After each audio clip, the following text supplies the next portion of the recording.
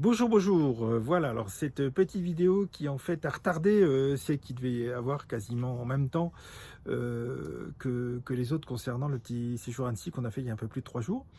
Euh, et puis, il s'est avéré que dès que les premières vidéos ont été postées, effectivement, on n'entendait pas ce que je donnais comme explication à propos de la cathédrale, ce qui est normal puisque je parlais pas fort du tout. Hein, quand on est dans une église qui est pas bien grande, on voit s'il y a du monde ou pas, et là on peut, s'il y a personne, parler plus fort, mais là c'est un petit peu plus compliqué. Donc je vais reprendre un petit peu les explications. Et la partie que j'ai fait il y a déjà dès le soir d'Annecy sera en fait après. Voilà, j'en profitais pour donner quelques explications sur Annecy, etc., sur le lac, etc. Donc, ce que je vous ai fait voir, c'est la cathédrale qui s'appelle maintenant la cathédrale Saint-Pierre-aux-Liens, qui est donc depuis 1822, pardon, la cathédrale du diocèse d'Annecy, mais qui au départ était une église qui devait être pour le couvent des Célestins, et qui a été entre guillemets confiée tout de suite aux Cordeliers. Les Célestins sont allés ailleurs dans Annecy, et puis après, euh, qui a été transformée en cathédrale du diocèse de Genève, puisque Genève est devenue un haut lieu de la Réforme, du protestantisme, et donc la cathédrale Saint-Pierre de Genève est devenue cathédrale protestante. Alors on peut la voir, hein, toujours, ces cathédrales de Genève, elle a été totalement dépouillée de son décor catholique. Si vous voulez vous donner une idée de ce que c'était, quand vous la visitez, vous allez dans la petite chapelle qui est à côté, qui a gardé son décor catholique. Alors c'est assez marrant parce que vous avez le grand bâtiment de la cathédrale de Genève qui est complètement austère, hein, comme de tous les bâtiments protestants, et vous avez la petite chapelle sur la droite quand on entre qui a gardé son décor, qui est complètement coloré et tout. Ça crée un contraste qui met en valeur les deux en fait, hein. Voilà, c'est assez intéressant. Donc la cathédrale actuelle, je vous l'ai fait visiter en tant que cathédrale de Genève, Saint-François-de-Sales, mais comme je vous l'ai dit, elle est devenue cathédrale du diocèse d'Annecy en 1822.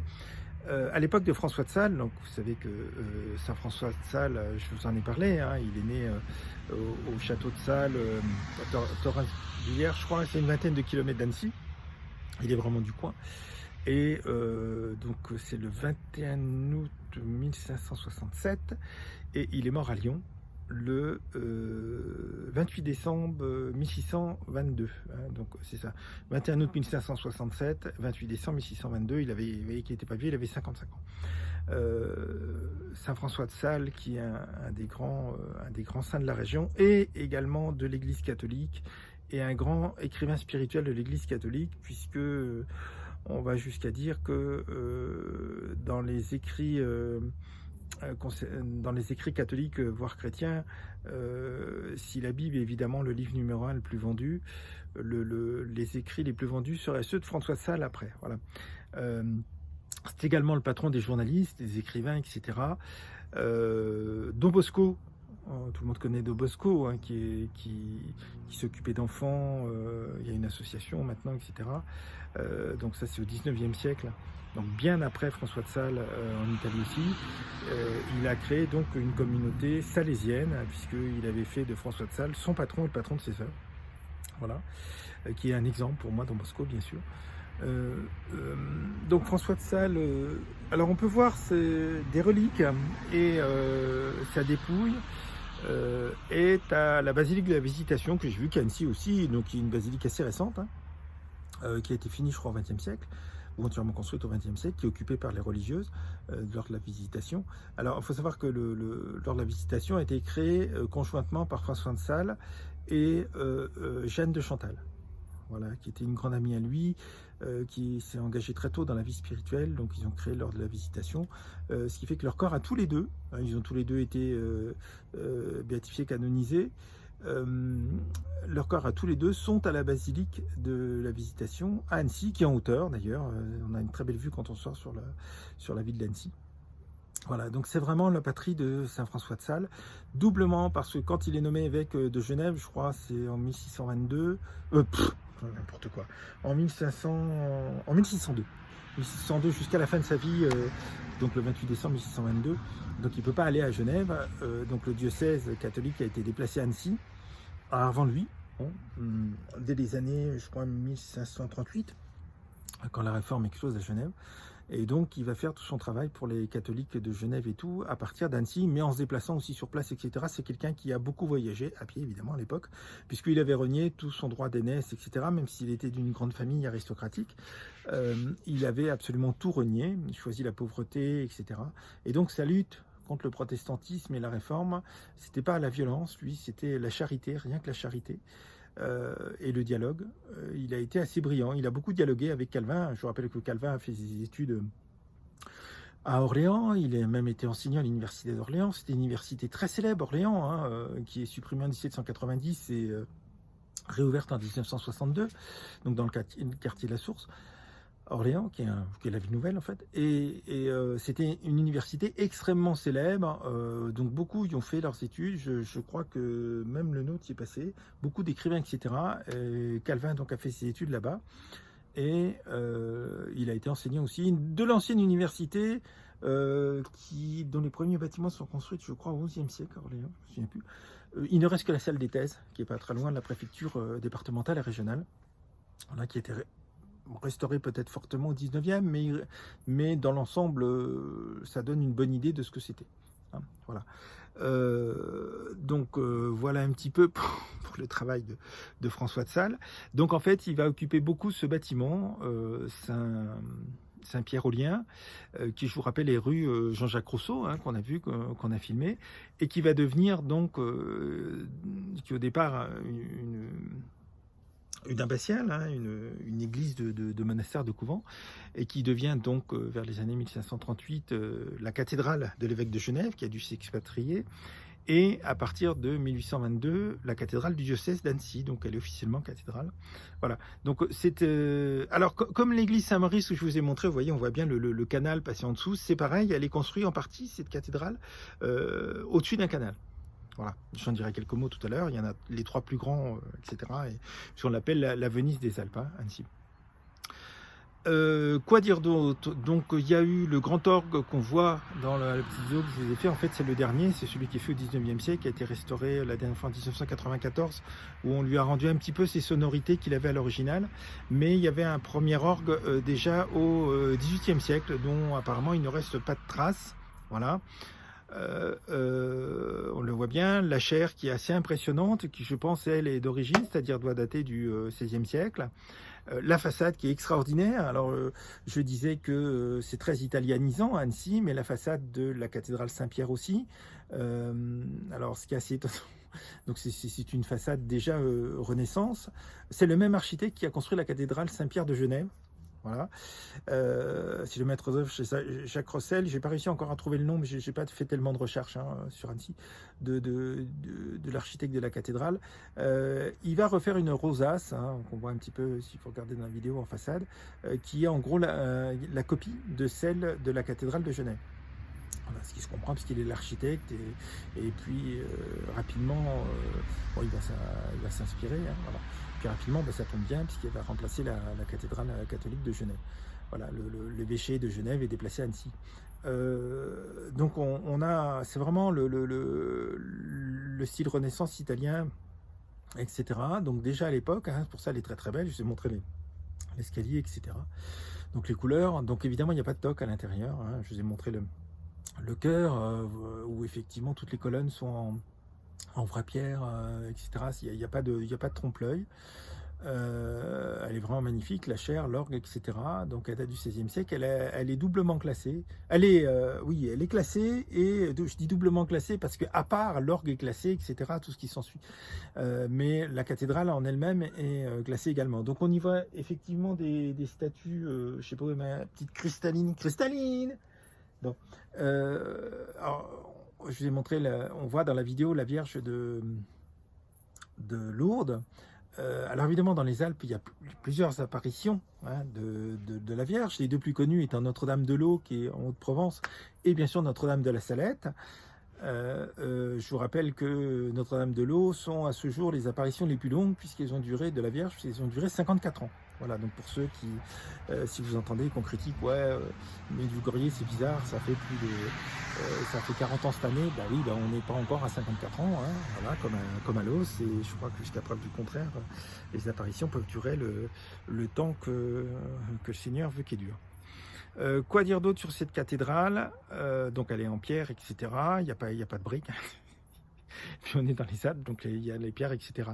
Donc je vous ai montré le fossé sur lequel a été construit. Alors ça, c'était l'église Saint-Maurice, hein, dans notre vidéo, où on voit un canal qui passe sous l'église. Donc ça, c'est l'église Saint-Maurice, qui est quand même plus austère, mais qui est une église. La cathédrale, donc encore une fois, est construite par-dessus un canal aussi.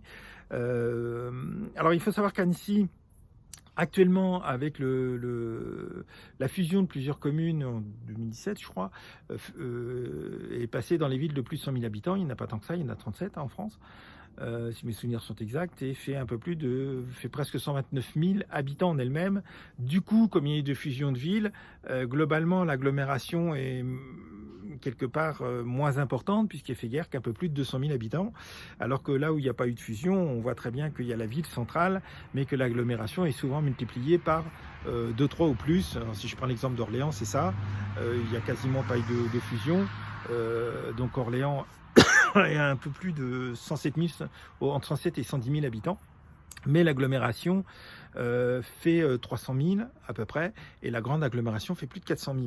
Voilà. Mais Annecy, du fait qu'il y a eu une fusion avec 5 communes, dont Annecy-le-Vieux,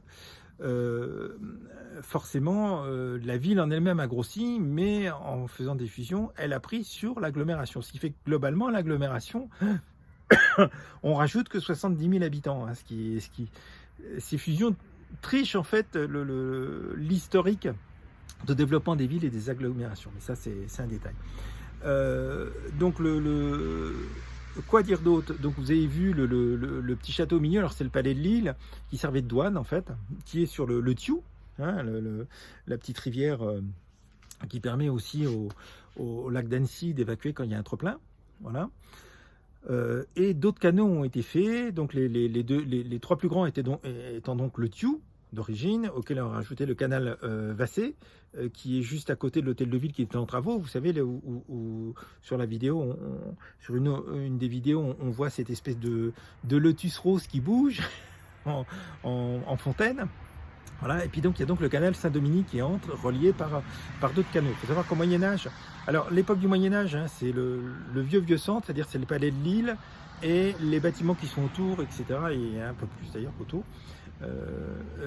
Et qui a été bien sauvegardé, ce qui explique qu'Annecy soit inscrit au monument historique, et peut-être d'ailleurs au patrimoine de l'UNESCO, je ne me souviens plus. Donc il y a beaucoup de panneaux. On l'appelle la Venise des Alpes. Voilà. Donc c'est pas un hasard, ce qui explique qu'il y ait beaucoup de constructions qui soient par-dessus. Alors l'origine, il n'y a que le Thiou qui est... le Thiou, en fait, c'est là où, quand vous allez à Annecy, il y a les bateaux restaurants et les bateaux qui font le tour du lac. Voilà. Le canal de Vassé, donc c'est celui qui est à côté. C'est ce que je vous ai dit quand vous êtes face à l'hôtel de ville. Donc le lotus rose qui est sur la gauche, et le canal Saint-Dominique, j'avoue que je ne sais pas où il est. Donc ils sont reliés par d'autres canaux, et au Moyen-Âge, ils servaient, comme à Venise. Par exemple, les boutiques étaient de chaque côté du Thiou et plus loin que le palais de Lille, etc., étaient ravitaillés par bateau, etc. Donc c'était vraiment, ça fonctionnait effectivement comme Venise.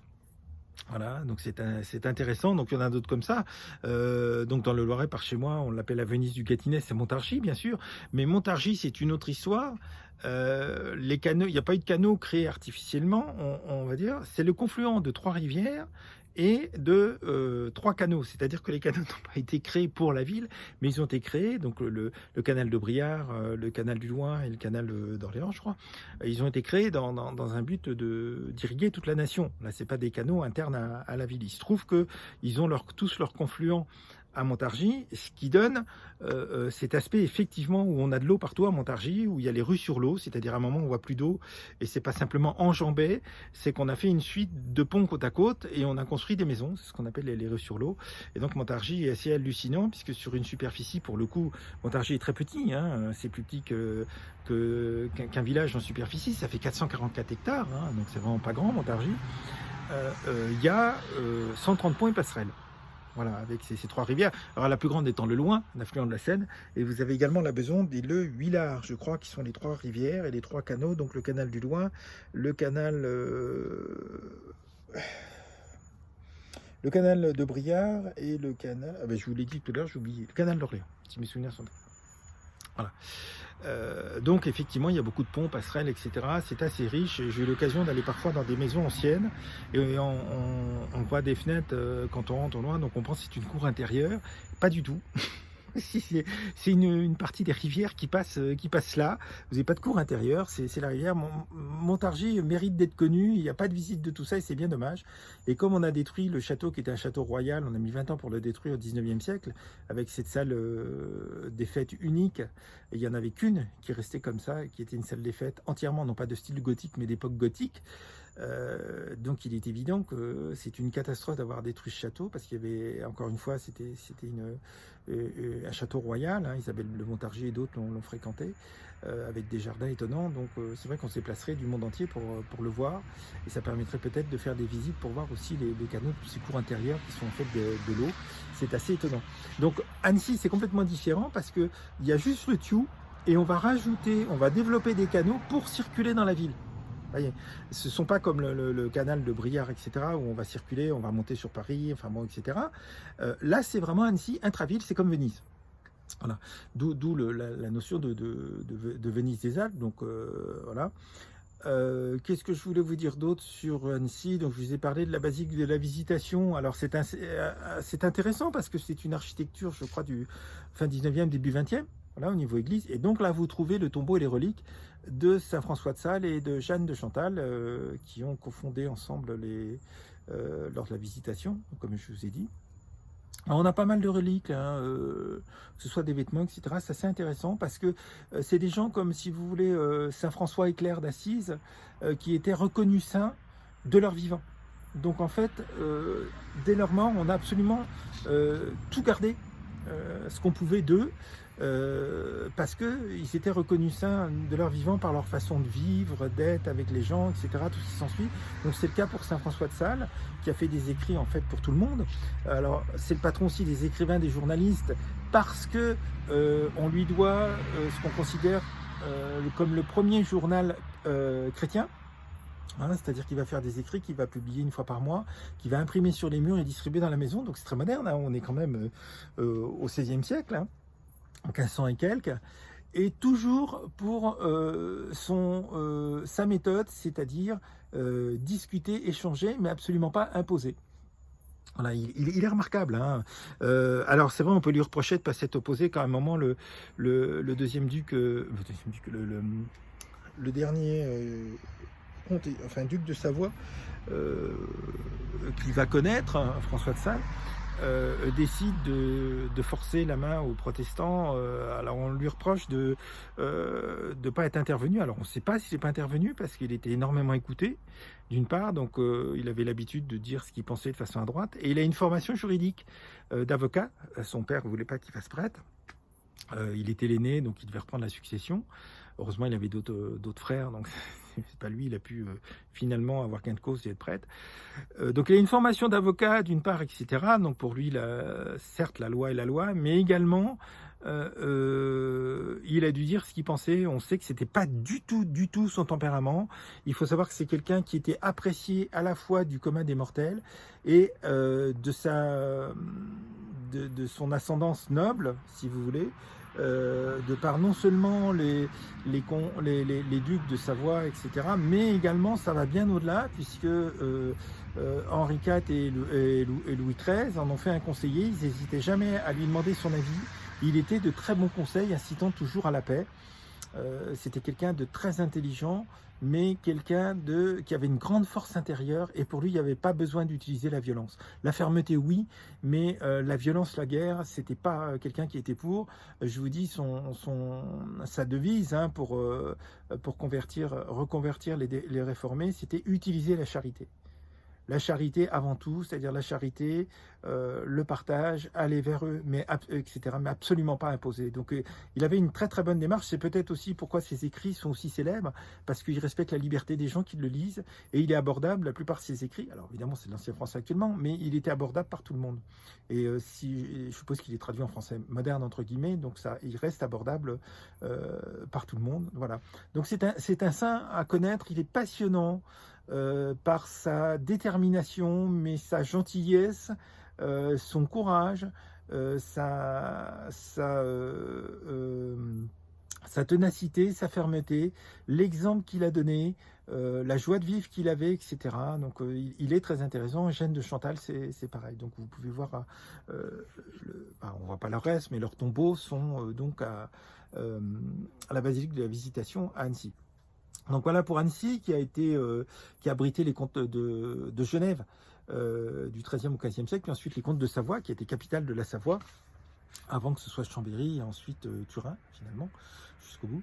Enfin à mesure que la Savoie entre guillemets s'agrandissait. Voilà. Donc voilà un petit peu ce que j'avais à vous dire d'Annecy, qui est une ville absolument remarquable, hein, qui abrite une université, etc. Qui est vraiment une très belle ville. Bon, vous avez pu le voir et que je vous encourage à voir. Alors c'est pas le plus grand quartier moyenâgeux de France, le plus grand étant Cluny, Cluny en Bourgogne, où il y avait la célèbre église, l'abbaye de Cluny, qui était la plus grande église de la chrétienté avant Saint-Pierre de Rome, que Napoléon a fait détruire, qui était une merveille. Alors c'était tellement grand que avant la nef, vous aviez une avant-nef. Et quand on visite maintenant, on arrive à des marches, on voit les 5% qui restent de l'église, au fin fond là-bas, et on vous dit, ben oui, mais là vous êtes sur les marches, vous êtes à l'entrée. Et ce que vous voyez au fin fond, ça fait aussi partie de l'église. C'est assez impressionnant, hein. Donc l'Uni, je vous encourage à aller voir, ce qui reste malheureusement très peu de choses de l'abbaye, bien qu'on a retrouvé beaucoup de choses, hein, notamment les chapiteaux du chœur, ça c'est remarquable, les colonnes. Cluny possède le plus grand quartier, entre guillemets, les plus grandes constructions moyenâgeuses de France et les deuxièmes d'Europe, puisque les premiers étant Venise, hein, Venise qui a plus de 1000 ans, et dont beaucoup effectivement de palais, de constructions sont du Moyen-Âge. Donc Annecy, c'est aussi le centre-ville, il reste beaucoup de bâtisses du Moyen-Âge, mais du fait de la réforme, beaucoup de constructions vont se développer après quand les ordres catholiques sont obligés de fuir Genève et l'évêque en premier et s'installe à Annecy. À ce moment-là, il va y avoir effectivement beaucoup de constructions, donc beaucoup de constructions à partir de la Renaissance 17e, 18e, voilà. Voilà, c'était un petit peu le complément que je voulais vous faire et les explications, puisque effectivement ben, j'ai plutôt chuchoté sur la vidéo de la cathédrale, donc qui était à l'époque, qui devait être une abbatiale, et qui est devenue donc à partir de 1538 et la réforme par la force des choses, l'évêque catholique de Genève a dû partir, donc il s'est installé à Annecy, donc dans ce qui devait être l'abbatiale des Célestins, qui était j'oublie, qui s'était installé en fait, donc il l'a transformé en cathédrale, et à partir de 1822 ça devient cathédrale du diocèse d'Annecy, hein, cathédrale du diocèse de Genève pendant quasiment 3 siècles, un peu moins, et puis ensuite donc depuis 1822 cathédrale du diocèse d'Annecy. Donc cette cathédrale qui est vraiment particulière et qui est très impressionnant. Alors, en sachant qu'elle n'a pas été construite en tant que cathédrale, sinon on peut imaginer que ses dimensions auraient été encore plus grandes, qu'il y aurait eu plus de décors, etc. Voilà, c'était les petits compléments que je voulais vous faire. Sur ce, ben, je vous souhaite une très bonne matinée, très bonne journée, très bonne soirée, très bonne nuit, tout quoi. Et je vous dis à très bientôt, que Dieu vous bénisse. Bye bye.